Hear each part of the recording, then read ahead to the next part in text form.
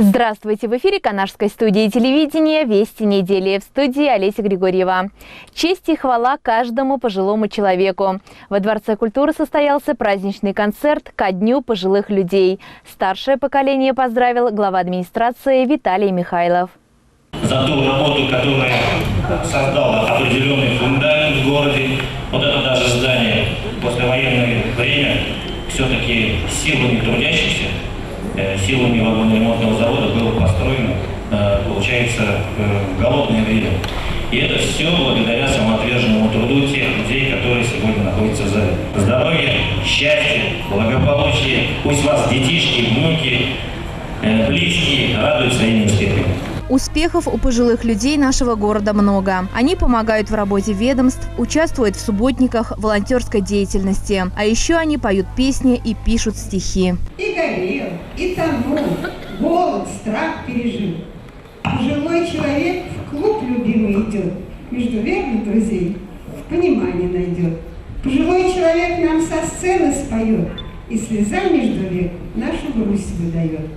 Пожилой человек в огороде, в саду, испечет чебурек, вкусный хлеб на поду. Сегодня активных людей города наградили грамотами, памятными подарками, порадовали цветами. Это человек, который является золотым волонтером в нашем городе.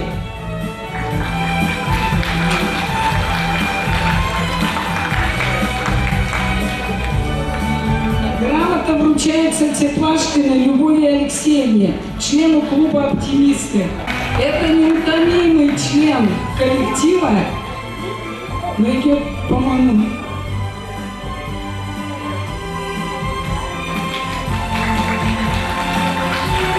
желаю вам всего доброго. Старшее поколение с удовольствием наблюдало за творчеством молодежи. Подпевала песни, поздравила друг друга с праздником. Я хочу поздравить Днем пожилых людей, всех ветеранов города Канаша, всех тех, кто трудился честно, всех тех, кто всегда был на посту, и тех, кто делали свою работу независимо от погодных условий, независимо от каких-то там катаклизмов. Я поздравляю всех ветеранов и желаю им доброго здоровья, успехов в дальнейшей жизни, чтобы они были довольны и счастливы. Это очень хорошо, что мы в эти дни встречаемся, все ветераны. Мы делимся своими воспоминаниями. Мы рады. Вот сегодня только то, что сейчас кончился концерт в Дворце культуры, это мне очень понравился этот концерт, я думаю, и другим тоже так же. Много хороших номеров. Я даже не подозревала, что так в Канаше много талантов у нас. Еще раз спасибо вам, дорогие ветераны. Я хочу от всей души поблагодарить тех, кто нам предоставил сегодня посмотреть такой хороший концерт.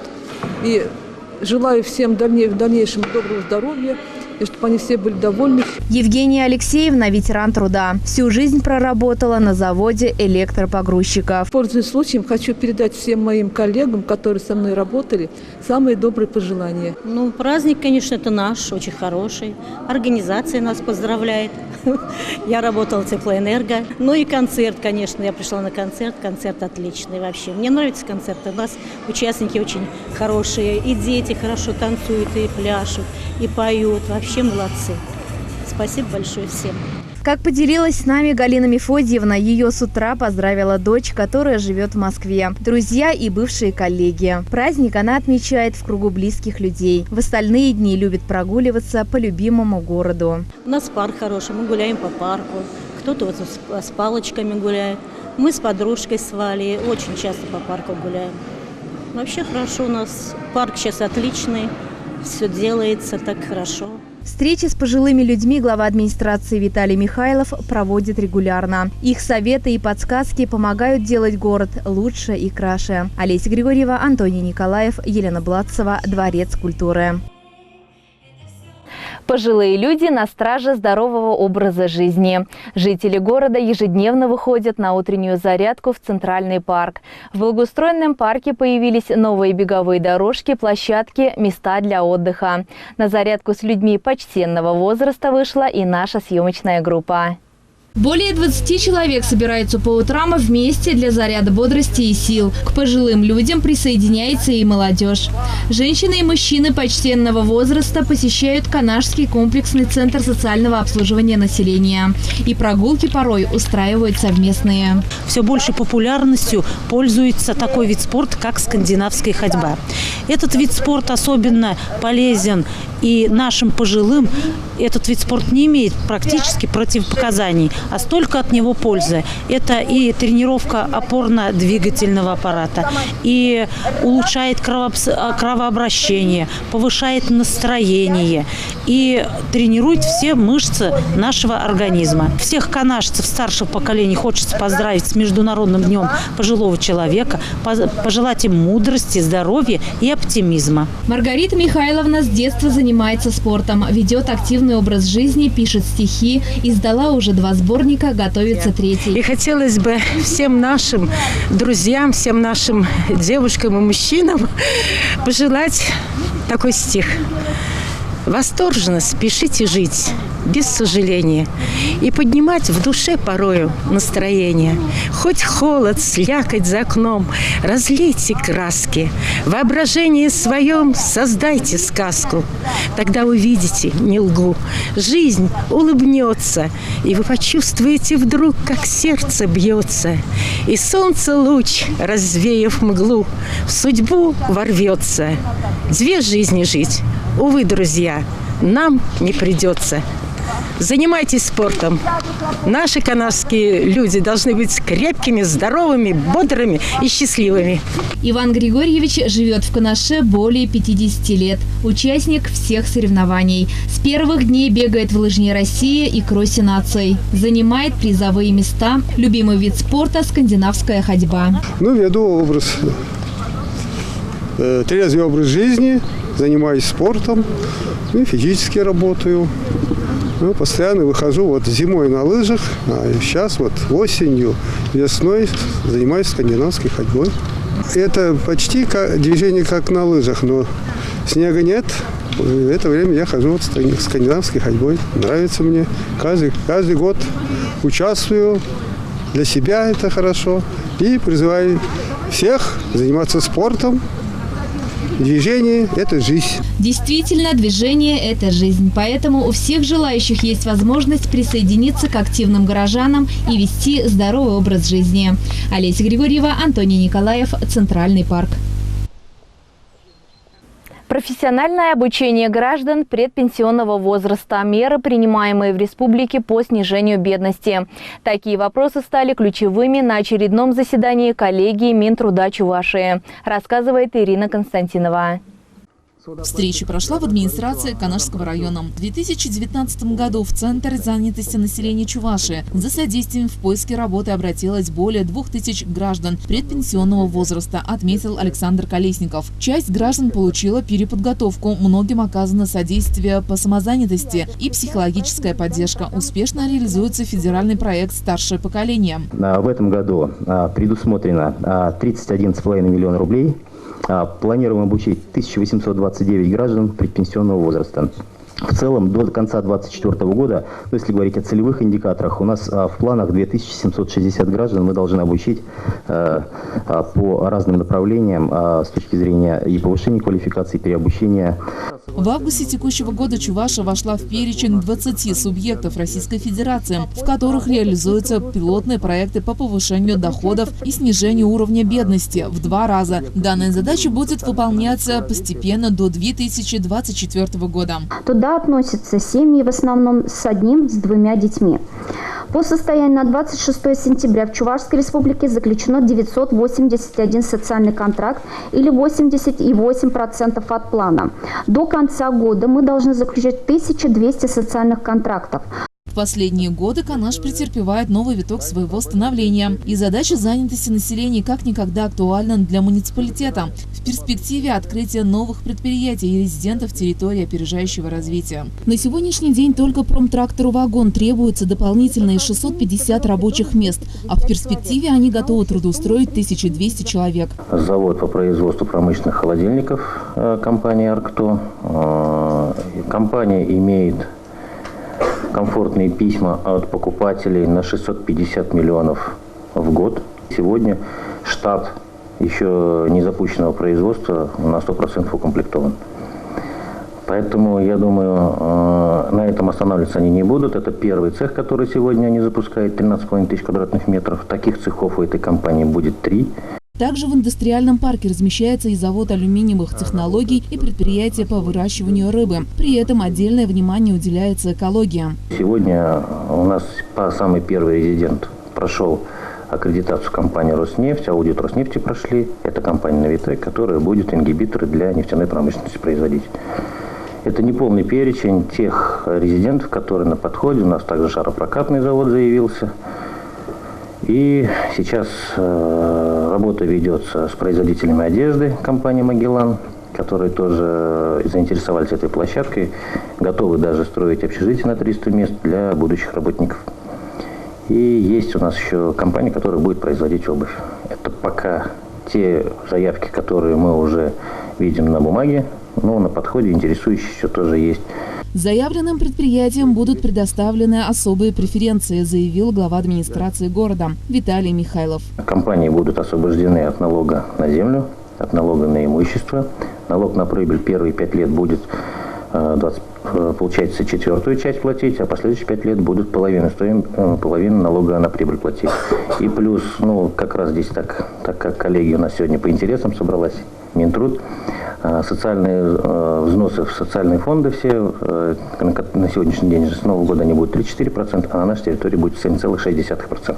То есть тоже 4 раза меньше. Плюс главой республики в прошлом году было принято решение резидентам индустриального парка в случае завершения строительства и регистрации объекта выкуп стоимости 15% кадастроимости земли.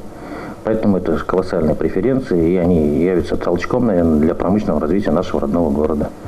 Но вы сегодня обратили внимание, наверное, то, что благодаря поддержке главы Чувашской республики в городе активно ведется и дорожное строительство, и реконструкции, и ремонты.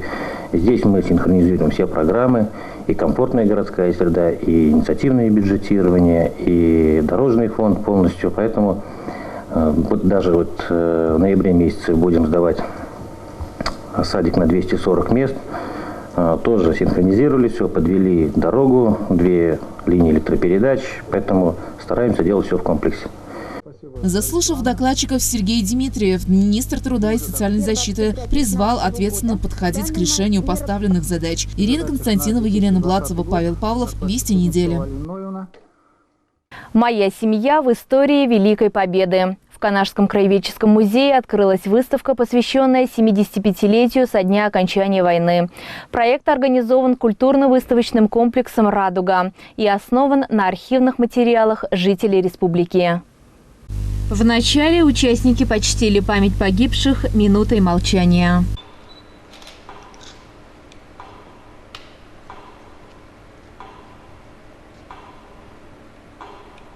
Цель выставки «Моя семья в истории Великой Победы» – показать роль уроженцев Чувашской республики в победе в Великой Отечественной войне. На выставке представлены архивные фотографии времен того страшного периода.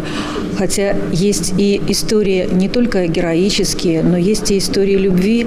Люди воевали, отдавали свои жизни, встречались, любили и бережно несли любовь потом на протяжении всего мирного времени.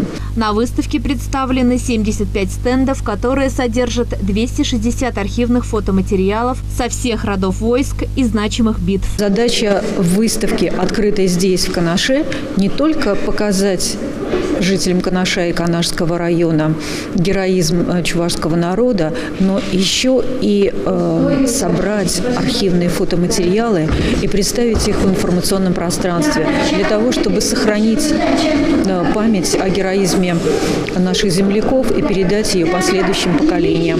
Глава администрации Виталий Михайлов отметил роль канашских героев, которые отдавали жизнь ради будущего нашего города. Мы не должны забывать, у нас 3 легендарных жителей Канаша и Канашского района удостоились звания Героя Советского Союза: Кукулов, Федор, Кабалин. Одноименные улицы сегодня это в районе 11-й школы, как раз Кабалина. Мы тоже несем определенную ответственность в этом году.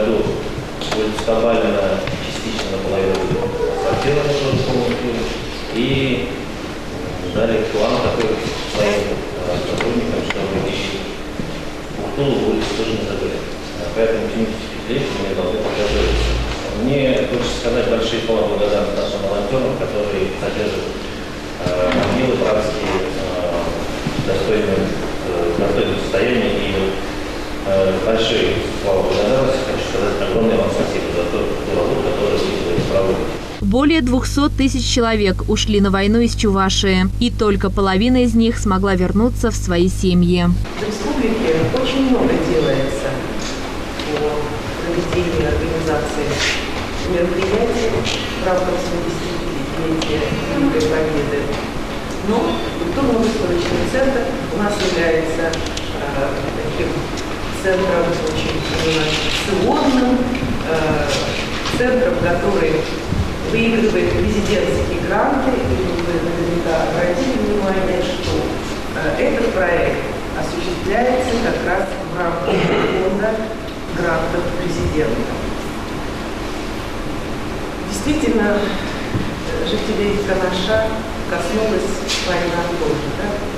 Во многих семьях, как уже было сказано, есть потери, утраты.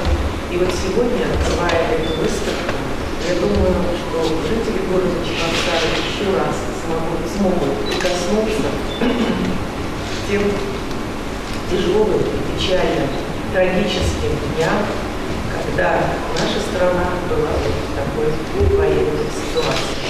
Из города Канаша на войну ушли 2550 человек. 827 героев сложили головы на полях сражений. В каждой семье сегодня хранятся свои архивные документы, свои истории. И вот как раз задача сайта «Победители 21» собрать воедино истории из семейных архивов, фотографии, а есть фотографии не только сегодняшнего дня, есть фотографии хроникальные, фотографии военных времен, и их собрать и представить будущему поколению, чтобы вот вы, молодые ребята, сидящие с счастливыми глазами здесь сегодня, могли своим детям, своим внукам рассказать о тех героических страницах. 27 миллионов советских граждан погибло во время войны. Если каждого погибшего почтить минутой молчания, то мир замолчит более чем на 50 лет. Сегодня мы с большим удовольствием открыли в городе Канаше в Краеведческом музее выставку, посвященную 75-летию победы нашей страны над фашистской Германией. Нужно сказать, что проекты, которые осуществляются под эгидой Общественной палаты Чувашской республики, президентские гранты, широко шагают по нашей республике. И сегодняшний проект как раз этому подтверждение.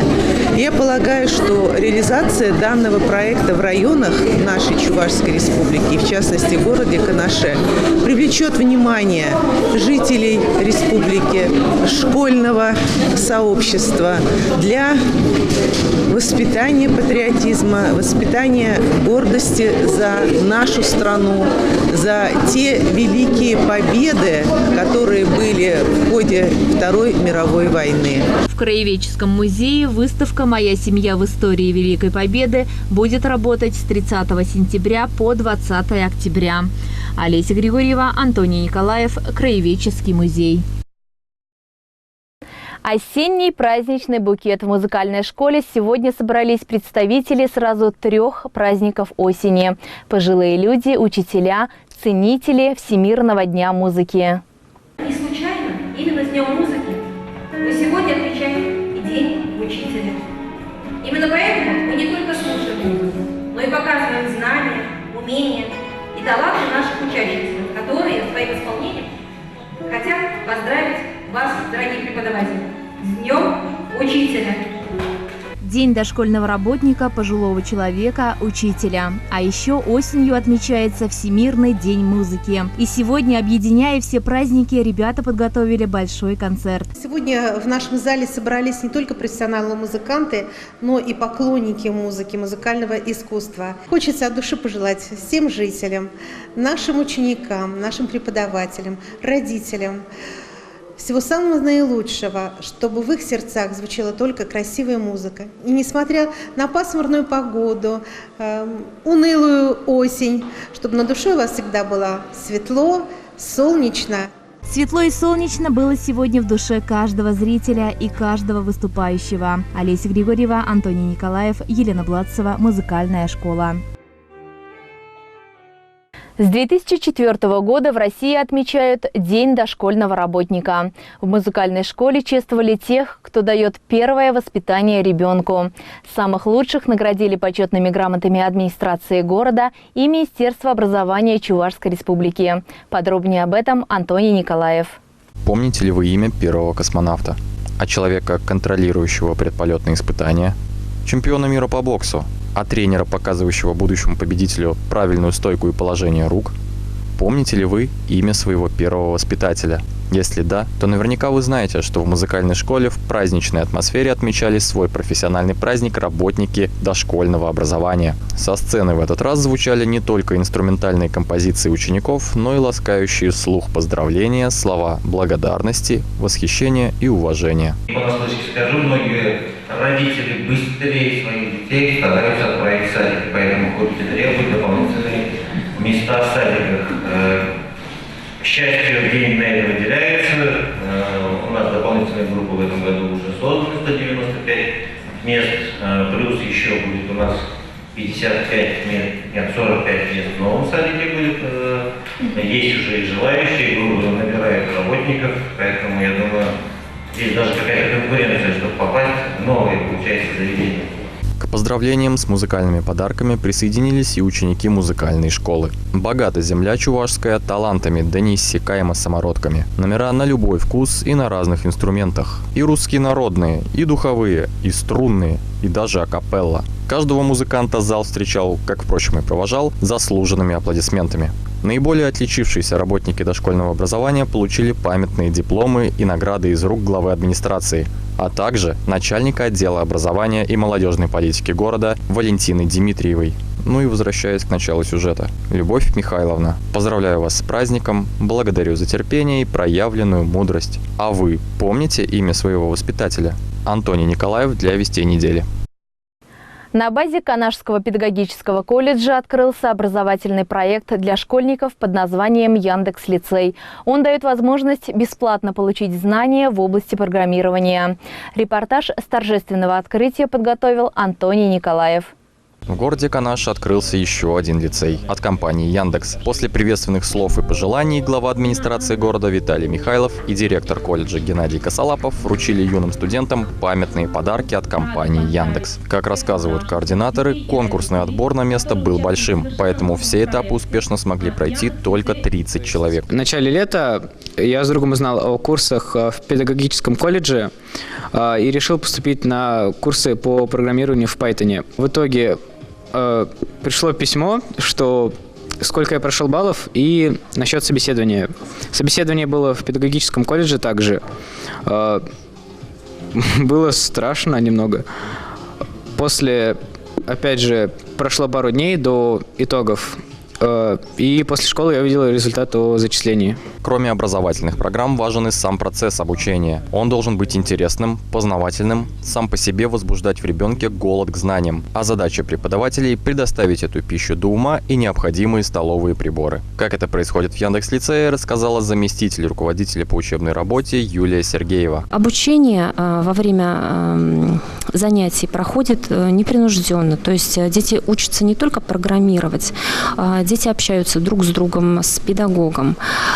Наш педагог прошел обучение в Яндекс.Лицей в Москве, получил сертификат, поэтому он достаточно квалифицированный специалист не только в области непосредственно программирования, но он также прошел отбор среди всех кандидатов и показал себя с очень хорошей стороны, в том плане, что он умеет обладает не только навыками и знаниями в области программирования, но также работы с детьми. Рынок труда разнообразен. Среди огромного множества юристов и экономистов все большую популярность обретают узкопрофильные специалисты, особенно в области компьютерных технологий. Волна кибернетизации накрыла собой весь мир, и это одна из тех немногих областей, где предложений о работе гораздо больше претендующих на эту вакансию рабочих. О перспективах обучения в Яндекс.Лицее координатор проекта Анна Кишко. Яндекс.Лицей позволяет попробовать себя в роли программиста и увидеть, какие возможности дает эта профессия. Это не значит, значит, что все наши выпускники пойдут работать в IT-компании.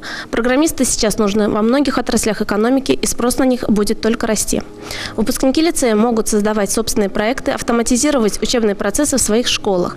У нас есть такие примеры: создавать познавательные игры, работать с информацией и техническими данными. Для нас важно, чтобы они понимали, как строится работа программиста, умели расставлять приоритеты в тех задачах, которые им дают, могли работать в команде, распределять обязанности по навыкам. Стоит сказать, что не поступившим не стоит отчаиваться, ведь попробовать свои силы и овладеть так нужными современному миру навыками можно и в следующем году, вместе с новой волной набора. А юным лицеистам пожелаем терпения, упорства и, если уж сравнивать знания с пищей для ума, приятного аппетита. Антоний Николаев, Елена Блацова, «Вести недели». А на этом наш выпуск завершен. Удачной вам недели. До свидания.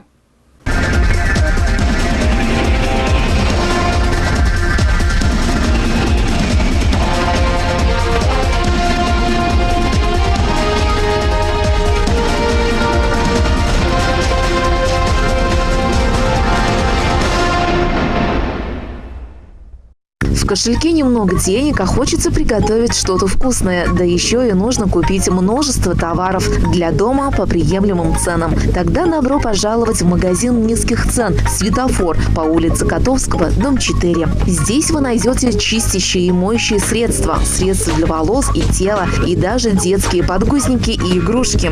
Товары для автовладельцев, аксессуары, постельное и нижнее белье, корма для животных. В общем, найдете все и немного больше. А главное, по очень приемлемым ценам, без ущерба для качества товара.